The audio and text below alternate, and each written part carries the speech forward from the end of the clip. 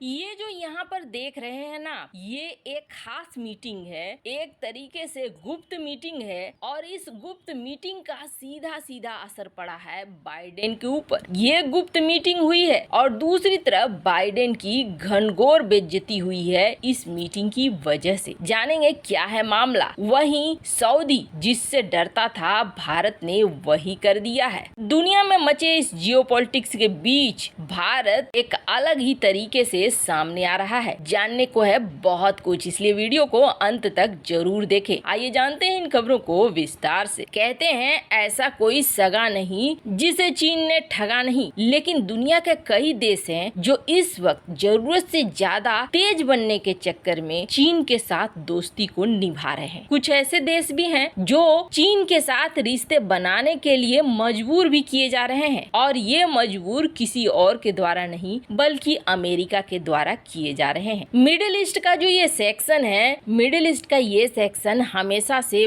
बहुत ही ज्यादा इम्पोर्टेंट रहा है और चीन इस सेक्शन में घुसने की कोशिश लगातार करता रहा है। ट्रम्प काफी पहले भांप गए थे कि इस इलाके में अगर चीन की एंट्री होती है तो अमेरिका के लिए बहुत बुरा होगा। अमेरिका ने अफ्रीका को छोड़ा, अफ्रीका में चीन की एंट्री हो गई। अमेरिका ने एशिया में ध्यान नहीं दिया, यहाँ पर चीन ने अपना प्रभाव बढ़ाना शुरू कर दिया और आज की डेट में ये हो गया कि अमेरिका को चुनौती चीन ही दे रहा है। पर अमेरिका अब वैसी चुनौतियों को नहीं लेना चाह रहा है। अब जाकर पर अमेरिका अब ऐसी चुनौतियों को लेने के लिए मजबूर हो रहा है क्योंकि बाइडेन ट्रम्प के सारे किए कराए पर पानी फेर रहे हैं। हमने देखा कि बाइडेन ने मिडिल ईस्ट के साथ इजराइल का समझौता कराया। बाइडेन ने मिडिल ईस्ट के देशों के साथ अपने ट्रेड के तरीके बदले, व्यापार के तरीके बदले। साथ ही साथ सऊदी अरब यूएई को सुरक्षा का एहसास भी दिलाया। पर बाइडेन ने आते ही सबसे पहले जो आर्म्स की डील हुई थी, हथियारों की डील हुई थी, उस डील को ही कर दिया कैंसिल। ऊपर से यूएई के साथ F-35 की डील को लेकर हो गया पंगा और F-35 डील की वजह से यूएई ने इस पूरी डील को ही तोड़ दिया। फ्रांस के साथ डील फाइनल कर लिया जो अमेरिका को था एक बड़ा झटका। वहीं सऊदी अरब के प्रिंस के साथ भी पंगे ले लिए बाइडेन ने और प्रिंस के साथ पंगे इस तरीके से लिए कि उनको अब जाके खगोशी का मामला समझ में आया और उन्हें लगा कि खगोशी को मारने में कहीं न कहीं प्रिंस का हाथ है। ऐसे में वो प्रिंस से नहीं मिलेंगे बल्कि राजा से मिलेंगे, जबकि सच्चाई ये है कि राजा वहाँ पे कुछ भी नहीं है, जो है प्रिंस ही है। सऊदी अरब और यूएई के साथ ये सब कुछ करने के बाद जब रूस यूक्रेन की लड़ाई शुरू हुई तो बाइडेन ने ये सोचा कि हम प्रोडक्शन बढ़वा देंगे सऊदी से बात करके, लेकिन हर समय अपना फायदा देखने वाले अमेरिका को जवाब भी मिल गया। न तो सऊदी ने फोन उठाया और न ही यूएई ने। इन दोनों की तरफ से अपमान तो मिल ही गया। इसके बाद अमेरिका ने अपने CIA चीफ बर्न्स को भेजा। ये मुलाकात भी हुई, लेकिन मुलाकात होने के बाद कोई फायदा नहीं हुआ। फिर बाइडेन ने खुद ही सऊदी जाने का प्लान बनाया और अमेरिकी राष्ट्रपति जो बाइडेन ने इसी महीने प्लान बनाया कि वो सऊदी की यात्रा करेंगे। पर अचानक से ये खबर आ रही है कि बाइडेन अभी सऊदी अरब नहीं जाएंगे और मामला जुलाई तक के लिए टल गया है। अब अमेरिकी अखबार दो तरह की राय दे रही है। न्यूयॉर्क टाइम्स ये कह रही है कि बाइडेन जून में सऊदी अरब जाएंगे और द क्रेडल ये कह रही है कि बाइडेन जुलाई में जाएंगे। जाएंगे भी कि नहीं जाएंगे ये तय नहीं है, अभी सोच विचार चल ही रहा है। अब अमेरिका में बाइडेन इस बात को लेकर फंस गए हैं कि क्या वो अपनी पुरानी नीति को छोड़कर प्रिंस के साथ मिलने के लिए जाएंगे, जिस प्रिंस को उन्होंने हत्यारा बोल दिया, कातिल बोल दिया। फिर क्या वो उसी नेता से मिलने जाएंगे? आपको बता दें, प्रिंस सलमान को लेकर चुनाव के समय भी बाइडेन ने एक अलग रूप अपनाया था और कहा था कि वो प्रिंस को बिल्कुल अलग थलग कर देंगे। पर बाइडेन की यात्रा चाहे कारण कुछ भी हो यहाँ पर स्थगित कर दी गई। पर इसके पीछे क्या रूस की बड़ी चाल थी या फिर चीन की बड़ी चाल थी, वो निकल कर आई सामने इस तस्वीर के जरिए। दरअसल सांग्रीला में एक मीटिंग हुई और ये मीटिंग सऊदी अरब और चीन के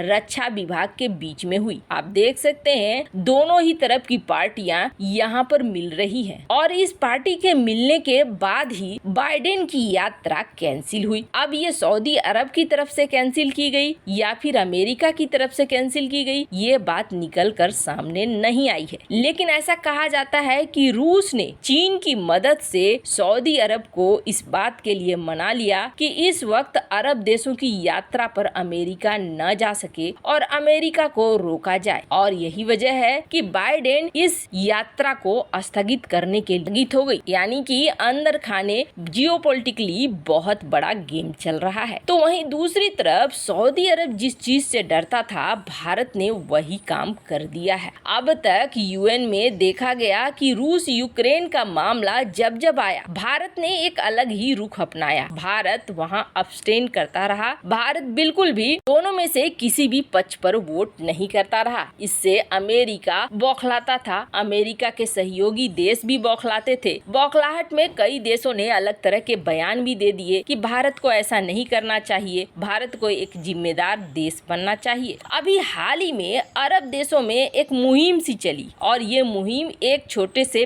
बयान की वजह से उबला और इस मुहिम में अरब देशों ने भारत की आलोचना शुरू कर दी। अब इसको लेकर देखा गया कि इन सब के बावजूद ईरान के विदेश मंत्री भारत आ गए। यहाँ पर मुद्दे पर अलग से चल रही थी अफरा तफरी और ईरान के विदेश मंत्री ने उस बात का केयर नहीं किया और वो पहुंच गए भारत और भारत में उन्होंने मीटिंग वगैरह की। भारत में मीटिंग करने के बाद उन्होंने साफ कर दिया कि भारत सरकार ने जो एक्शन लिया है उसके लिए वो काफी खुश हैं और समर्थन में हैं, उनको कोई फर्क नहीं पड़ता है। ईरान की यात्रा को लेकर आलोचना भी शुरू हुई कि ईरान ऐसे समय में भारत की यात्रा कर रहा है और बस एक लाइन कह दिया इस मुद्दे पर और कुछ भी नहीं कहा। ईरान एक मुस्लिम देश है, फिर भी उसने भारत के खिलाफ बहुत बड़ा बयान नहीं दिया। बहुत तरह की बातें ईरान को लेकर शुरू हो गई, पर असली खेल अभी बाकी था। ईरान और सऊदी अरब के बीच रिश्ते अच्छे नहीं हैं, ये सभी को पता है और ईरान के कुर्द लड़ाकों से सऊदी अरब बहुत ज्यादा चिढ़ता है। कई बार जो हमले होते हैं वो ईरानी समर्थित लड़ाकों की वजह से सऊदी अरब में होते हैं, जो सीधे सीधे निशाना बनाते हैं सऊदी अरब के तेल डिपो वगैरह को, यानी सऊदी अरब की आर्थिक अवस्था को तोड़ने की हर संभव कोशिश की जाती है ईरानी लड़ाकों द्वारा। सऊदी अरब और ईरान में बिल्कुल भी नहीं बनता है और ईरान के खिलाफ कोई भी प्रस्ताव आता है तो सऊदी अरब खुलकर उसके समर्थन में,